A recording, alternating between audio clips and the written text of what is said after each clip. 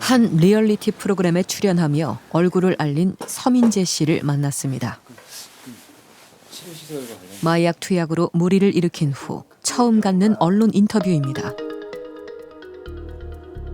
서민재 씨는 한 자동차 회사의 첫 여성 정비사로 일하는 모습이 소개돼 유명세를 얻었습니다. 서민재 씨가 마약을 투약한 것은 인플루언서로 활발히 활동하던 지난해 8월. 가수 남태현과의 마약 투약 사실을 자신의 SNS에 고백했고 경찰 수사가 시작됐습니다. 혐의를 모두 인정하고 두 번째 공판을 앞두고 있습니다. 제가 진짜 가진 걸 다 잃었거든요. 안정됐었던 직업, 그리고 명예라고 보기는 좀 어렵지만 가졌던 이미지라든지 그걸 다 박살났고 가족들도 직업을 잃었고 6월 달이니까 좀 안 좋을 때 약할 때 그런 것 같아요. 아 이때 네, 좀 말랐었잖아요. 비슷한 것 같은데. 유명세를 얻은 뒤 우울증이 심해졌고 수면제에 의존하기 시작해 마약 투약까지 이어졌다고 합니다. 중독에서 벗어나기 위해 중독 치료 전문가의 도움이 필요한 상태. 하지만 여성을 위한 재활시설이 없어 홀로 노력 중입니다. 우선 지금은 제가 혼자 회복을 하고 있고 잡생각도 많이 들고 좀 괴로운 것들이 많아지고 또 우울한 것도 좀 생기고 그래요. 그래서 시설에 입소해 있으면 규칙적으로 이제 프로그램도 하고 입소를 했으면 더 쉽게 이런 뭔가 안 좋은 것들이나 이런 걸 회복하고 하는데도 도움이 됐을 거라고 생각해요. 1년 전 두 아이의 엄마가 마약에 중독되는 과정이 방송을 통해 소개됐습니다. 많은 이들에게 경각심을 심어줬던 미진 씨입니다. 졸라 추워? 마약 중독으로 주부의 일상이 파괴됐습니다. 아 부담스러워. 알았어, 너 이거 씻은 거야? 마약 앞에선 모성애도 힘을 잃었습니다. 알았어, 자. 그냥 다리나 팔 이런 데 좀 봐요. 아니 이렇게 팔 멍든 거 있나 보려고 하는데 그러면 이제 멍이 들어져 있으면 한 지 얼마 안 된 거잖아. 당시 미진 씨는 짧은 기간 동안 너무 많은 필로폰을 투약해 급성 중독 상태였습니다. 두 아이를 돌보는 건 친정어머니의 몫이 됐습니다.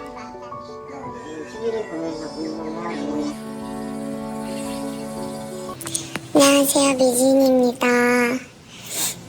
갈망 너무 심해서 아침에 또 눈물이 많이 났는데 또 열심히 먹고 열심히 운동하면서 갈망도 이겨내보려고 합니다. 너무 힘드네요. 머리 아파서 수면제를 먹었더니 늦잠을 잤네요. 방송 후 4개월 동안 중독에서 벗어나기 위해 홀로 고군분투했지만 너무 힘들어요. 사님한테 잡혀가지고 다시. 와. 어머니랑 손이 가위바위보. 진짜 마약하지 마세요.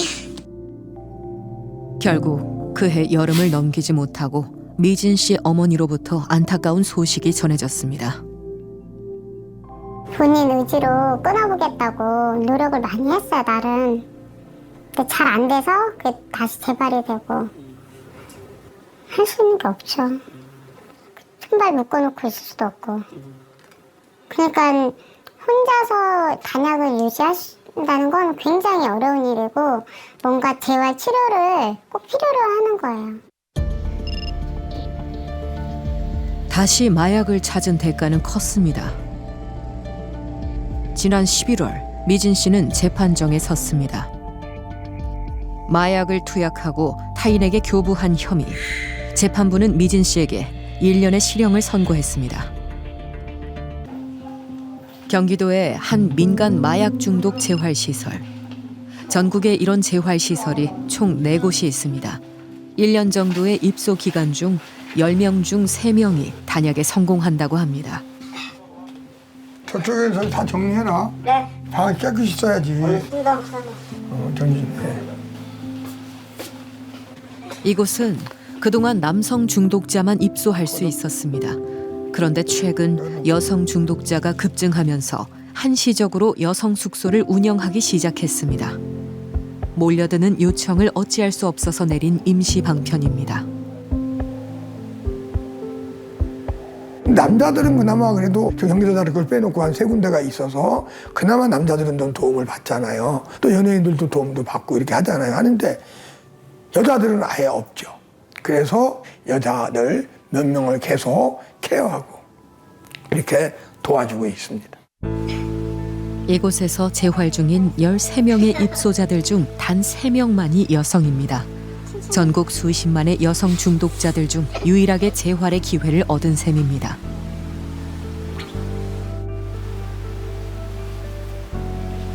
이게 지금 다 저희 짐이에요. 뭐 화장품이 많죠. 여자들이 어쩔 수 없어요. 누가 제일 미용에 관심이 많아요? 아무래도 저인 것 같아요. 제가 미용에 좀 관심이 많은 것 같고 세심이 좀 많은 것 같고. 이들이 마약을 시작한 계기도 다른 여성들과 다르지 않습니다. 조금만 있었어요. 한국도 가. 남자친구 권유로 필로폰을 썼어요. 저도 남자친구 권유로 해볼래 하는데 한 번만 딱 해보고 그 다음부터 하지 말자고 약속하라고 해서 그럴 수도 있는 건가 하고 해봤는데 멈출 수가 없더라고요. 지난 7년 중독에서 벗어나기 위해 안 해본 게 없다는 수정 씨. 저도 병원 많이 입원해봤지만 다시 약을 하더라고요.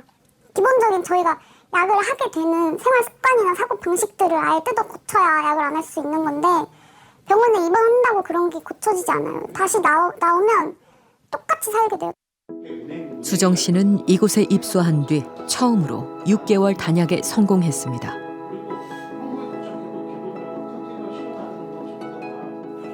여기선 좀 길이 보여요.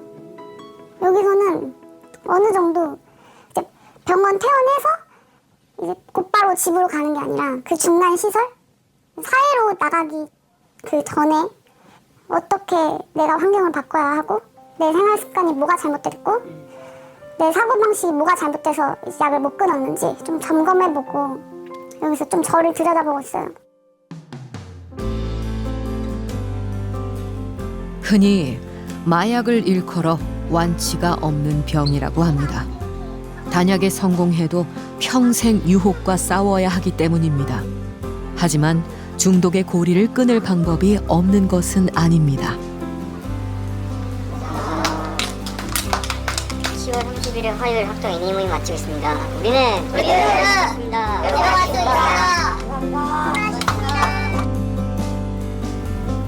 마약을 경험한 뒤에는 삶을 살아가다가 힘든 감정에 맞닥뜨리게 되면요. 생물학적으로 신경계통의 작용에 의해서 자동적으로 그걸 당장 탈출시켜주는 그 마약에 꽂히게 되고 그걸 집요하게 탐닉하게 하는 그 구조가 형성이 돼버린 거거든요. 고통과 괴로움 속에서 하는 게 마약이라는 걸 이해하는 게 중요해요. 그 얘기는 뭐냐면 우리 사회가 이들을 악마시하고 내쫓으려고만 한다고 한다면 이분들의 삶이 구석으로 몰리면 몰릴수록 그 안에서 더 썩고 퍼지게 되는 거거든요. 얼마나 빨리 개입해가지고 빨리 치료하는가 되게 중요한 거니까 이것들을 그들이 잘 치료받을 수 있는 시스템과 사회적 분위기가 돼야 된다는 거죠. 전문가들은 치료야말로 가장 강력한 마약 예방책이라고 말합니다. 마약 중독자를 범죄자로 낙인 찍고 격리하는 것만으론 우리 사회 곳곳에 뻗어나가는 마약을 막을 수 없다는 겁니다. 우리보다 앞서 마약과의 전쟁을 치른 미국이나 유럽의 국가들은 강력한 처벌로 마약을 막지 못했습니다. 마약을 근절하려면 재범률에 주목해야 하고 그러려면 근본적인 대책, 즉 치료와 재활 인프라가 뒷받침돼야 합니다. 마약 중독자가 중독에서 벗어날 수 있도록 치료받게 하고 사회 재활을 돕는 것은 법이 명시하고 있는 국가의 의무이기도 합니다. 더 늦기 전에 지금이 바로 마약 확산을 막을 골든타임입니다.